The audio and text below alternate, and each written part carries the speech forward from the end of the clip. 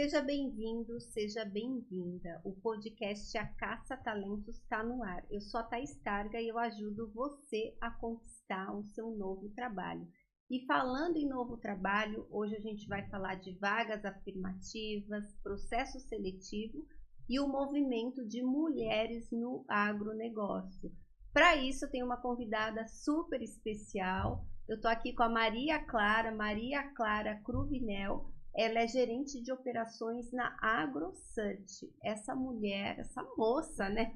Entende tudo do segmento do agronegócios. Então, fecha tudo aí que vem conteúdo relevante para você. Maria, gratidão por você vir aqui. Sei que você está numa rotina intensa, né? Só hoje já surgiram aí 5 vagas, é isso que eu estava ouvindo você conversar só hoje, né? E eu queria te agradecer pelo tempo. E queria pedir até para você se apresentar, porque alguém me contou que você tem só 26 anos, né? Já é gerente de operações. Eu queria que você me contasse como que você conseguiu até se destacar no mercado e chegar até essa posição, Maria. Primeiro eu queria agradecer o convite de vocês. Fiquei muito feliz pelo convite, Thaís. Então, a gratidão é toda minha hoje. Fiquei super animada em participar do podcast. E para me apresentar, então, realmente eu tenho 26 anos. Eu fico até meio sem graça, às vezes vou falar a minha idade, penso assim, ó, a pessoa vai me achar nova demais. Sim. Mas eu atuo na área de RH já tem mais de 8 anos, então comecei cedo e sempre me destaquei nas empresas por onde eu passei, principalmente para cargos de liderança. Hoje eu estou na AgroSearch, então hoje eu sou gerente de operações lá e fico responsável por um time de mais ou menos 70 pessoas. E hoje a gente atende, por exemplo, esse mês a gente está com mais de 200 vagas, então a gente tem um volume alto de trabalho e eu faço a gestão aí de muitas pessoas, então a gente precisa realmente ter um desenvolvimento da nossa parte gerencial, de liderança, né? E hoje é o que eu busco me aprofundar mais. E eu acho que eu me destaquei justamente por, o pessoal fala em inglês que é driven, né? Uhum. Eu sou uma pessoa muito dedicada, assim, eu tenho muita vontade. Eu acho que isso é uma característica de mercado que faz as pessoas se destacarem. Além de você também buscar fazer suas tarefas com exatidão, né, com eficiência, então, com foco em resultado. Eu acho que são algumas características que acabaram me destacando mesmo nas posições por onde eu passei. Que legal. E hoje, como líder, uma jovem líder, qual que é seu maior desafio quando eu estou falando de equipe? Assim, então, eu acho que hoje, meu maior desafio pelo meu perfil, eu consegui, assim, até pensar mais na pessoa e não no resultado. Porque eu sou muito... Se autodeno diz que... Sim. Eu sou autodeno diz. E eu acho que nos últimos anos, o que é mais solicitado ali da gestão para ela desenvolver é a capacidade de empatia, de saber lidar com pessoas, porque lidar com pessoas tem tudo a ver com elas, e não com a gente, né? E, às vezes, quando a gente se depara com um problema, a gente acaba pensando assim, eu preciso agir de certa forma, eu preciso fazer isso, eu preciso chegar no resultado tal.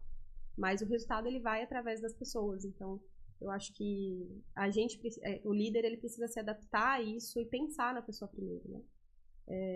Não uma característica minha, mas eu acho que todos nós, a gente deve pensar assim, né?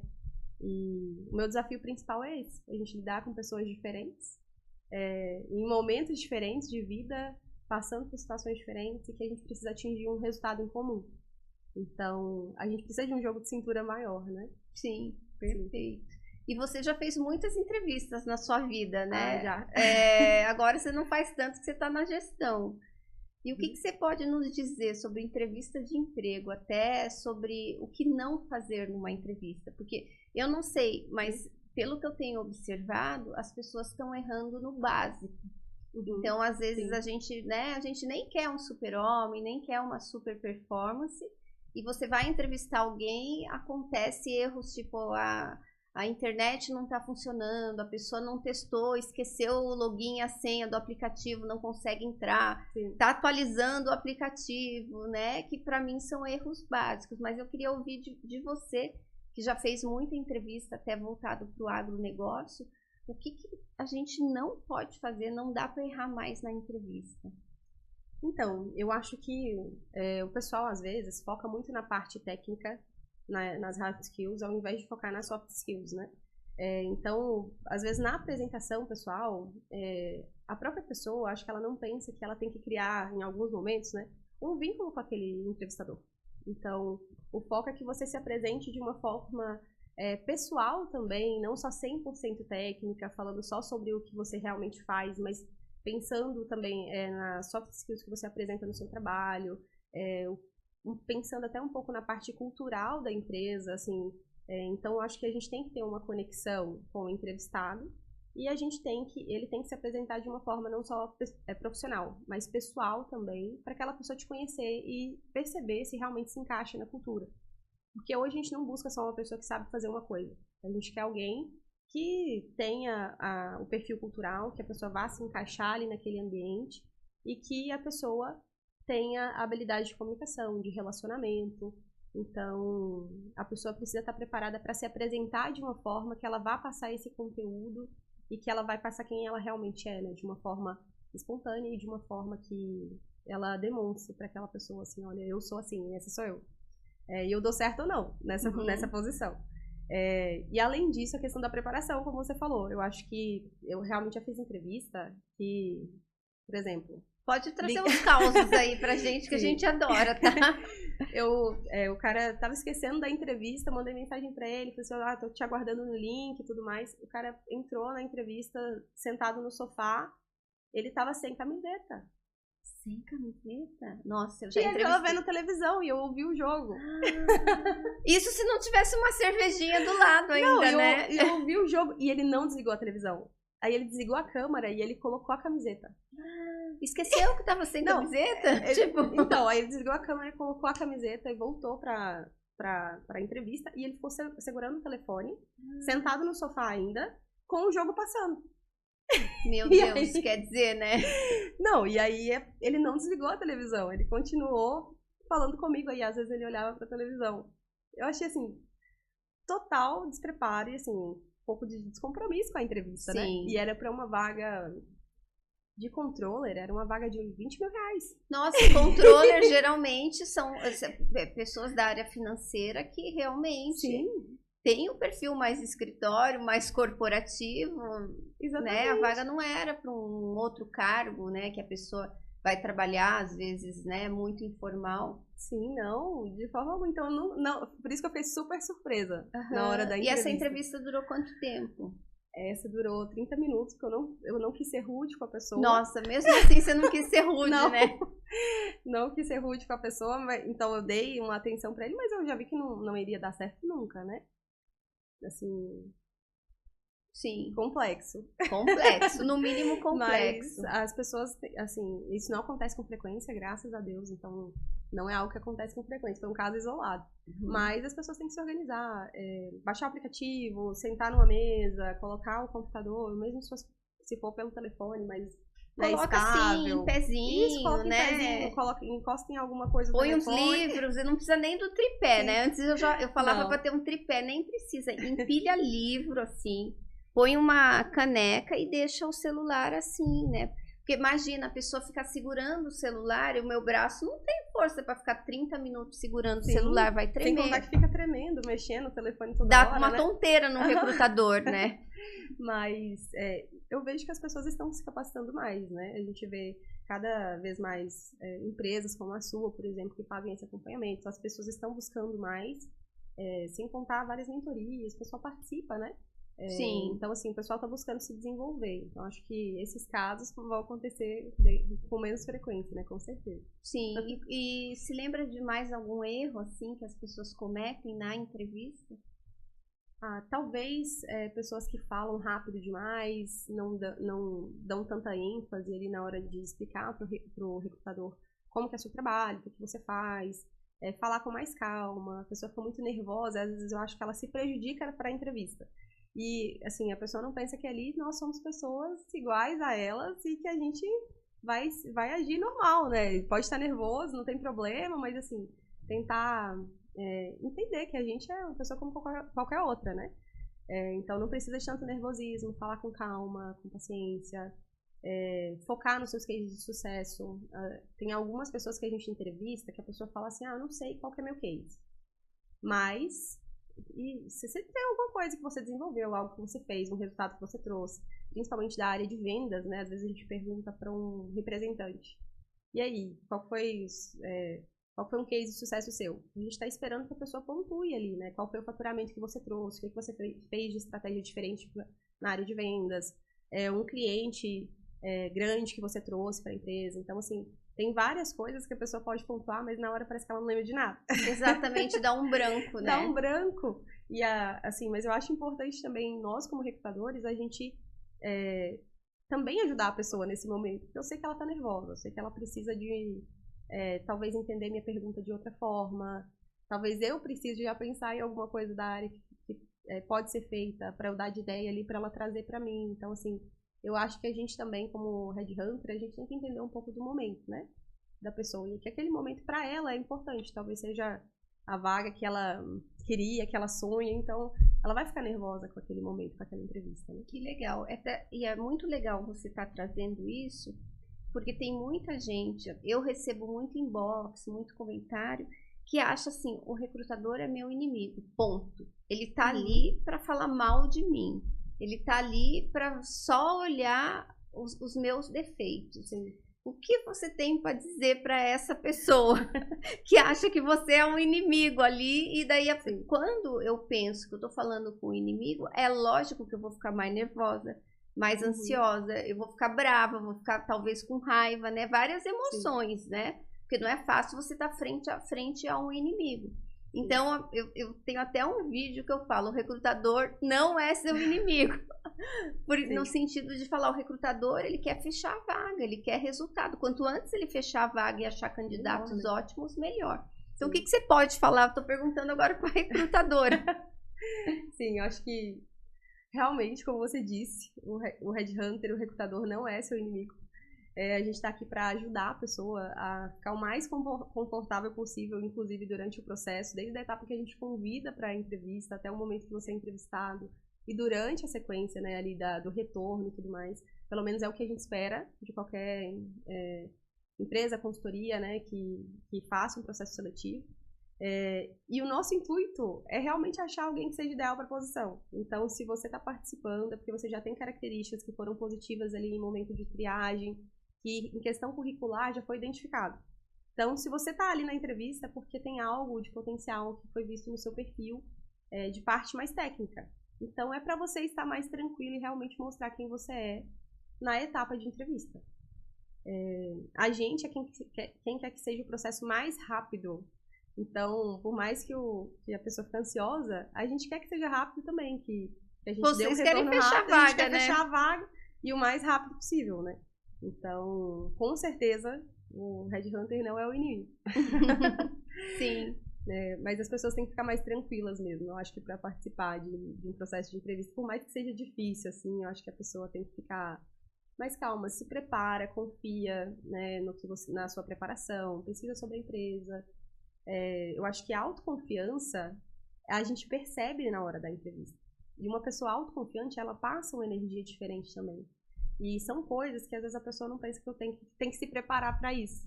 Mas a confiança, ela é importante em diversos cargos que a gente vai atuar.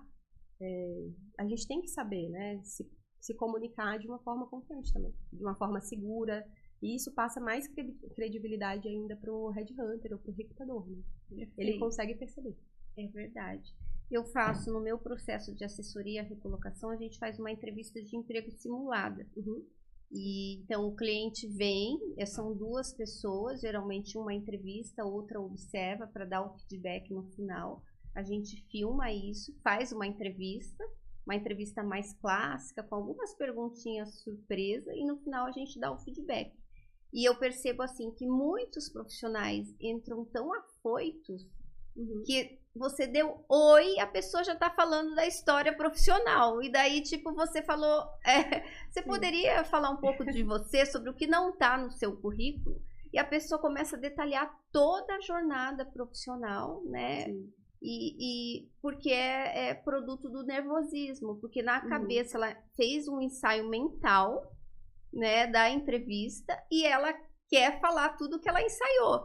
Só que às vezes não é aquilo que o recrutador quer ouvir, ou não naquele momento, né? Então, eu percebo que muitos clientes até, a gente faz um treino de escuta. Não, calma, primeiro você vai respirar, né? Porque fica aquela respiração curta, daí a pessoa começa a ofegar e às vezes até perde o fôlego, no sentido de construir uma história, uma jornada, um storytelling, mas você só vai contar o seu storytelling, a sua jornada, se o recrutador te perguntar. Talvez o recrutador não te pergunte dessa forma tão, né, deixa solto para você falar tudo. Talvez ele seja mais diretivo e não tire o prazer do recrutador te entrevistar, né? Então é uma orientação que eu deixo, porque realmente as pessoas querem entregar e às vezes até por ter se preparado demais ou ter se preparado inadequadamente, elas acabam e meio que botam tudo a perder na entrevista de emprego. Sim, e a pessoa acaba não colocando espontaneidade naquele momento também, né? Sim. Fica às vezes, olha, tem que fazer isso desse jeito, daquela forma, tem que falar aquilo, e a pessoa não age com naturalidade também na hora da entrevista. Parece, né? que está engessado lendo o currículo. E a gente já leu o currículo, né? Se você tá ali é porque a gente já leu o currículo, a gente já observou, a gente quer saber outros detalhes do perfil, quer entender a questão cultural, a gente não quer falar só todos os detalhes do currículo, né? A pessoa que conta a trajetória e fala por cada experiência que passou, cada coisinha que fez. Ali não é mais aquele momento, né? Aquele momento ali é de você mostrar outra coisa de você. Sim, perfeito.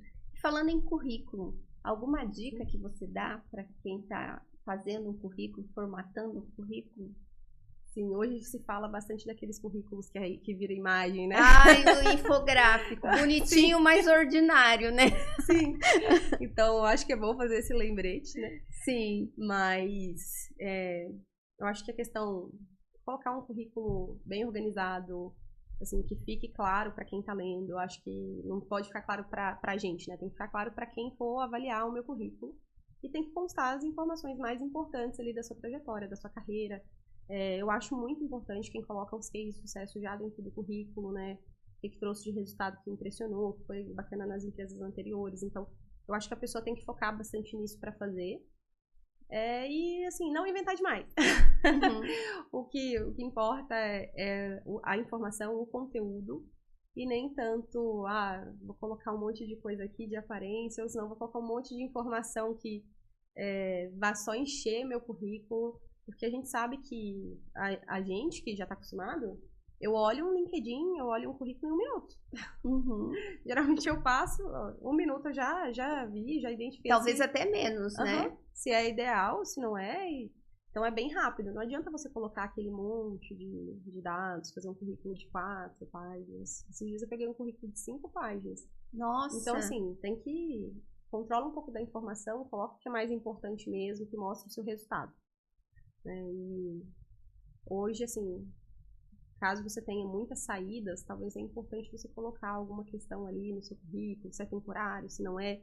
Às vezes a pessoa não coloca no currículo e aí a gente fica perdido com aquela informação. Porque se ele foi desligado, se ele não foi, se ele saiu, mas mesmo assim, hoje a gente vê uma instabilidade maior, né, nos currículos. É por causa da geração e tudo mais, né? O pessoal às vezes não se adapta, acaba trocando, mas e de toda forma também a gente já tem pesquisas que falam que independente do tempo, é o resultado que você trouxe, né? Mas aquilo tem que estar claro ali naquele documento. Sim. Então, não adianta a gente encaminhar e a outra pessoa não perceber, né? Não entender. Perfeito. E mudando um pouquinho do assunto, né? Você é uma mulher no agronegócios, né? E você também tem um movimento de mulheres no agro. Me fala um pouquinho sobre isso. Sim. Não, bem bacana. Então, hoje na empresa a gente tem um movimento que é Elas Movem o Agro. Então, a gente busca aumentar as mulheres no segmento. A gente vê até que é uma prática, né, hoje de ESG também nas empresas, né, como a diversidade e inclusão também é um pilar de ESG. E ESG não é uma moda, né, é uma tendência que é para permanecer e só aumentar ao longo dos anos, né.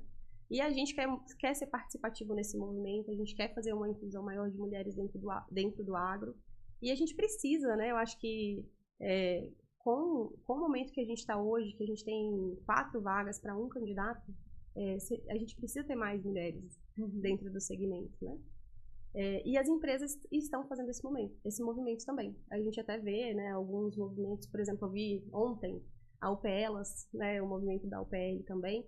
Então, a gente quer participar e a gente quer ajudar com essa inserção das mulheres no agro, né? E é bem bacana, a gente faz uma divulgação, inclusive, né, das posições afirmativas, não só para mulheres, mas também para pessoas pretas, para pessoas com deficiência. Eu acho que é importante a gente fazer essa inclusão de uma forma geral. Que legal. E como que tá, não sei se tem alguma porcentagem de hoje de mulheres que trabalham no agro, quais posições que mais contratam mulheres, como que tá nesse sentido? Assim, então, nesse primeiro, por exemplo, no primeiro trimestre desse ano, a gente teve mais de 140 mil mulheres inseridas no agronegócio, né? Então, esse número, ele vem aumentando. Se a gente for olhar estatisticamente mesmo, por exemplo, de 98 até 2010, 2012, a gente já teve, até 2022, a gente já teve uma inserção ali de mais de 38% de mulheres no agro. Então, 38%? Sim, nossa, aumentou bastante, subiu bastante, né? No primeiro trimestre, se não me engano, foram 1,4% a mais, né, de mulheres no agro. Então, a gente consegue ver que esse movimento, ele vem acontecendo, né, vem ocorrendo. E tem empresas que, inclusive, pedem pra gente, olha, a shortlist, ela deve conter mais mulheres do que homens. Então, isso é bem bacana, né? Que a gente vê que as empresas estão fazendo um movimento interno para que isso aconteça, né? Para que a gente consiga ter essa inserção. E em relação a cargos, acho que a gente vê mulheres em todos os cargos. Hoje, por exemplo, em cargos de liderança, nas empresas do agro, são 19% cerca de mulheres. Então, é um número que ainda é pequeno. Mas perto do outro número, né? Sim, mas que tem crescido, né? Cada vez mais a gente vê mulheres em cargos de diretoria, né, no agro, e isso, principalmente nas grandes empresas, isso faz um movimento nas empresas menores, né, porque o pessoal observa, né, a gente vê esse movimento no segmento. Então, o movimento das empresas grandes faz uma diferença mesmo para as empresas pequenas, né, que ainda não fizeram essa inserção. Mas, em todos os cargos. Hoje, por exemplo, a gente tem posições que a gente gostaria de uma gerente agrícola que fosse mulher. Então, a gente faz uma busca bem específica e, por exemplo, a gente não vê muitas gerentes de fazenda, né, do agro. Sim, é verdade. E daí? Mas estão se formando esses profissionais? Tem alguma campanha, incentivo no sentido de formação também? Sim, eu acho que hoje mais mulheres têm feito agronomia, né? Mas, de certa forma, tem mulheres em qualquer tipo de cargo hoje. Eu acho que mão de obra, eu acho que quando tem menos, onde tem menos crescimento, né? Mas em cargos mais estratégicos, cargos administrativos, cargos de gestão, tem muitas mulheres. Cargos de vendas, tem muitas mulheres. Apesar da gente ter, às vezes, um estigma, a mulher tem que ficar viajando, tem família e tudo mais, mas hoje em dia não é, assim, isso não é definidor para a mulher participar de um processo ou não. Então, a gente tem visto muitas mudanças, assim. Sim, nesse sentido. E você hoje, dentro da AgroSearch, você tem as posições nas mãos, né? Sim. Como é que é o assédio, assim? Você recebe muito currículo? Como é que a pessoa faz até para saber das vagas, para se candidatar? E uma pergunta que até me fizeram numa última live. Como que aborda um recrutador no LinkedIn? Até que ponto é invasivo demais? Até que ponto é aceitável? Até que ponto é elegante? Que orientação você dá para quem quer fazer um contato, assim, com o Headhunter, com você, com alguém do seu time, assim, por exemplo? Legal. Eu recebo muitas mensagens, então recebo bastante abordagem. Assim como o restante do pessoal na empresa, né, como a gente tem muitos Headhunters, mas eu acho que o ideal é você se apresentar. Então, assim, manda uma mensagem, fala com a pessoa, né? Oi, boa tarde, tudo bem? Lembra de cumprimentar a pessoa. Porque, tipo, e tem gente que manda assim, gente, eu odeio. Oi, tudo bem? E é só isso. E não manda mais nada. Eu falo, quem que é? Alguém que eu conheço? Que é né? Ou a pessoa já... eu vi até essa semana passada, alguém me mandou assim, quero vaga de emprego. Só. E aí? Tipo, e daí, né? E aí... Tá bom, vamos ver qual vaga. Mas eu acho que é importante você cumprimentar, né? Ter cordialidade também com o Headhunter, né? Que você for abordar. Já se apresente de uma vez na mesma mensagem. Fala qual área de atuação que você tem, o que você está buscando hoje. E assim, pergunta se você pode enviar o seu currículo ou se é suficiente o seu LinkedIn. Porque a gente tem que pensar, olha, eu tô mandando mensagem pelo LinkedIn. Então, será que é necessário mudar o currículo? Porque tem vaga que às vezes eu recebo uma mensagem, a pessoa escreve, eu sou fulano, trabalho na empresa tal, tô buscando uma posição de gerente agrícola para cultura tal. Eu já lembro se eu tenho uma vaga. Então, eu já copio o LinkedIn dele ali, eu já mando pro Headhunter responsável e a pessoa já entra em contato. Olha, então, é bem rápido. legal. E como eu sei todas as vagas que a gente tem dentro da empresa, tento lembrar de todas, né? Eu acredito que eu lembro de todas mesmo que a gente tem. Então, eu já encaminho para a pessoa, super rápido. Agora, tem gente que, às vezes, força muito o encontro também. Eu não sei como que o pessoal fala, mas assim, talvez não é necessário que a gente faça. Quer tomar café, né? Nossa, você vai tomar café pro resto da vida, né? Se for aceitar tudo. Então, se todos os convites tomam café. Mas é boa a mensagem da pessoa. Só encaminha uma mensagem, fala a área de segmento que você quer, que você está buscando, qual o nível de posição, se é de gestão, se não é, se é uma posição de analista. Principalmente, assim, acho que para nós, que é de consultoria, que a gente tem uma quantidade grande de vagas, dá uma olhada no site. Então, fala assim, olha, já me candidatei na oportunidade de um site, mas achei interessante falar com você também. Caso o meu perfil seja aderente, gostaria de participar, estou aberto ao contato de vocês. Então, assim, uma mensagem simples, mas que você vai ver, nossa, a pessoa realmente ela se candidatou, achei ela legal. Vou responder aqui que a gente vai dar continuidade por telefone. Então, assim, pode ser algo mais simples, não precisa ser algo tão elaborado. E nem, assim, a gente como Headhunter, não precisa da gente ter tomar um café. Não precisa te levar para almoçar, não precisa ir tomar café com você. Até porque a gente quer o perfil da pessoa, né? Você tá mal ocupada falando com muita gente, sim, né? E a gente quer conhecer a pessoa. Então, se tiver uma posição, com certeza a gente vai sim conversar, vai sim fazer uma entrevista. É que às vezes a gente não tem uma posição para a pessoa e a pessoa quer encontrar, quer fazer a entrevista já. Mas se eu não tenho nada agora, não faz muito sentido, né? Sim. Talvez a gente gere uma expectativa por conversar com a pessoa ali naquele momento e não vá acontecer, né, uma posição. Não vai ter algo para eu encaminhar ela. É verdade. E isso talvez seja o pessoal da minha geração que faça isso. Porque eu lembro que quando eu era Headhunter, nem vou falar um ano, eu entrevistava, tinha que entrevistar pessoas que iam surgindo, assim, indicações, entrevista proativa, né? Sim.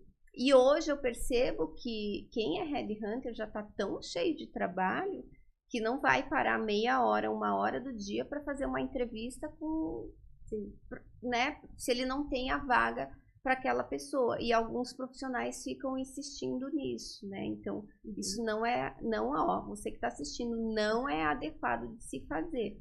Manda mensagem, manda o seu currículo se tiver, link do LinkedIn, resume sua trajetória, mas também não fica insistindo e não fica chamando para tomar café toda hora, porque o café não vai acontecer, tá?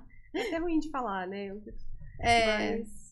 Não que seja ruim, mas eu acho que a gente tem que jogar real. Eu, na minha assessoria de recolocação, eu não iludo o cliente, né? Sim. A gente joga real, porque senão a pessoa vai se iludir e ela vai fazer esse comportamento com você, com outros colegas também, e pode, inclusive, se prejudicar. Fora aquele profissional que se candidata para toda e qualquer vaga, né? Sim. Acontece muito isso hoje? Acontece muito. Tem pessoas que a gente já vê e fala assim, figurinha carimbada, toda vaga, ele já se recolocou, mas ele continua ali se candidatando. Eu acho que até é uma questão, assim, entendo, a gente tem que buscar algo melhor, né? Mas tem momento para aquilo ali, às vezes você não terminou o seu momento na empresa anterior.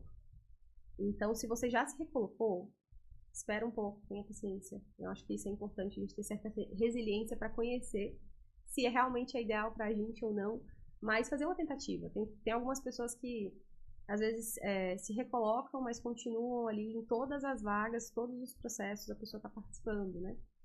Sem contar a quantidade de pessoas que não tem a ver com a posição. Então, é importante que a pessoa faça uma avaliação, olha, realmente, que pede tais requisitos, tal experiência, realmente eu tenho essa experiência? Realmente eu tenho esse requisito? E a gente é super aberto, inclusive, para entender se, por acaso, não tem um detalhe, não tem um conhecimento de um sistema, mas se candidata, vai lá, tenta. Aí sim, você tem similaridades com a posição. Às vezes falta uma coisa, se não for o objetivo principal da vaga, né? Porque, por exemplo, não adianta eu me candidatar na vaga de gerente de fazenda, sendo que eu não geri nenhuma fazenda, Sim. né? Mas, por exemplo, se eu sou gerente de fazenda, atuei com milho, na cultura de milho, mas não atuei com soja, né? Talvez é legal você se candidatar e colocar essa informação, né, pontuar, porque tem a ver. Você não atuou numa cultura específica, nessa cultura. Mas será que a gente consegue se adaptar? Será que a empresa consegue adaptar essa questão aí a você? Talvez o headhunter precisa de um perfil parecido com você.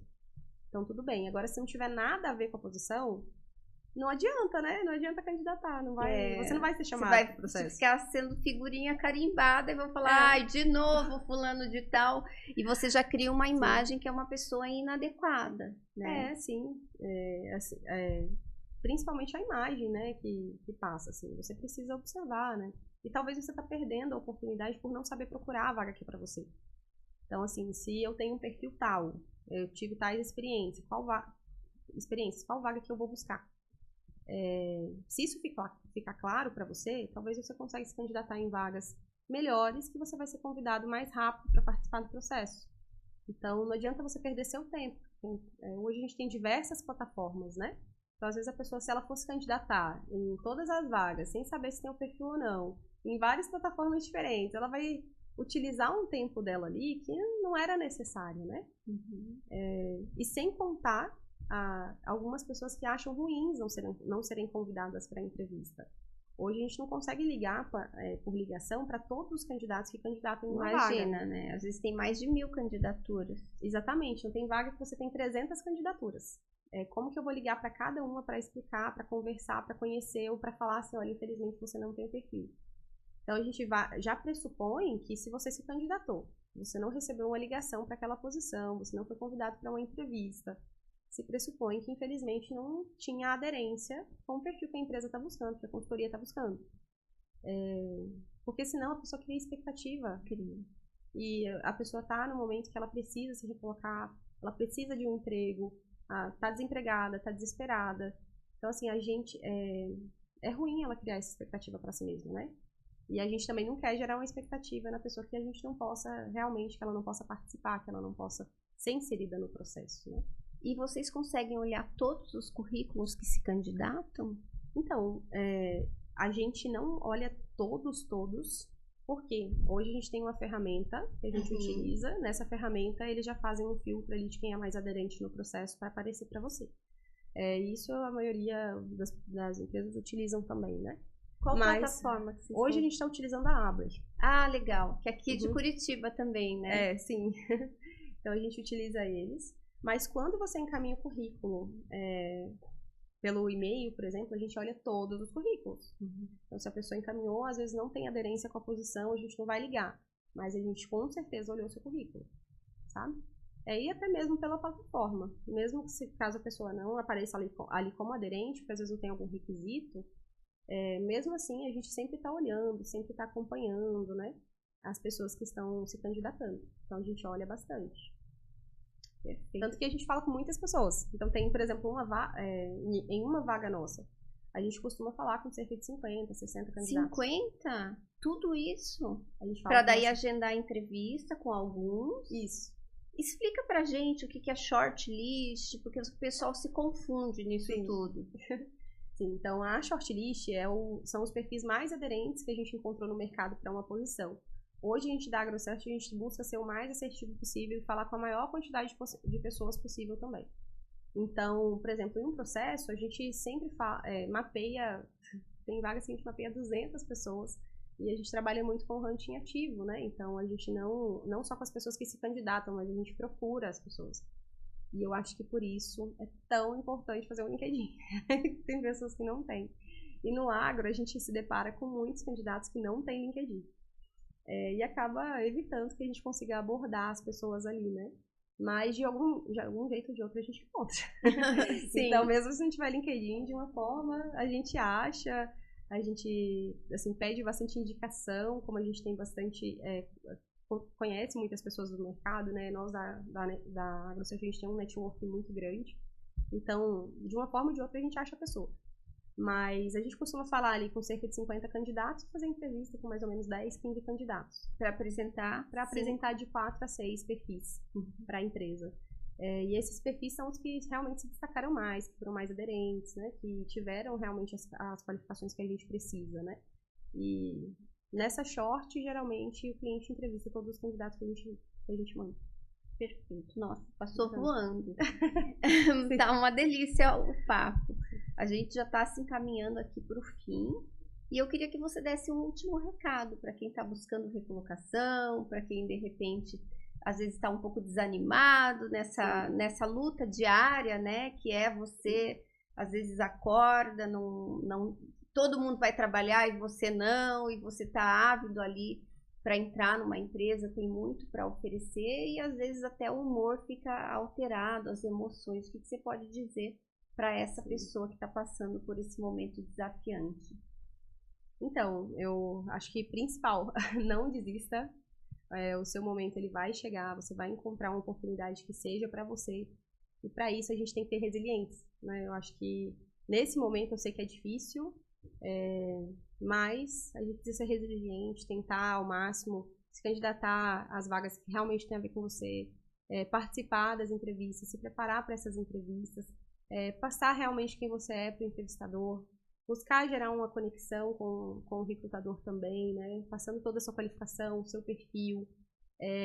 Hoje, a pessoa precisa entender que o perfil é o mais importante, então passa quem você é para o Headhunter. E a gente entende o seu momento, então acho que a empatia do nosso lado é muito importante e a gente tem isso. Então, confia que a pessoa que está te entrevistando, ela também vai entender o seu momento e ela está ali para te ajudar. Eu acho que isso é importante. Adorei o nosso bate-papo. Eu queria te agradecer também pela parceria, pelo carinho e profissionalismo que vocês recebem os nossos clientes, né? A gente manda um book para vocês também, sempre muito prestativas. Parabéns pelo seu trabalho, parabéns pela sua jornada profissional, parabéns pelo seu crescimento rápido também. E o que você precisar também, a gente está à disposição. Obrigada, conta comigo. E espero que você tenha gostado. Foi um prazer ter vindo até aqui. Deixa sua dúvida, deixa seu comentário. Já aproveita e pode fazer até uma apresentação. Quem você é aí na fila do pão como profissional. Descreve aqui que a gente vai estar de olho. E certamente, talvez muitos profissionais de RH também ouvem, assistem o podcast e podem te notar. Um beijo e até o nosso próximo episódio. Tchau, tchau.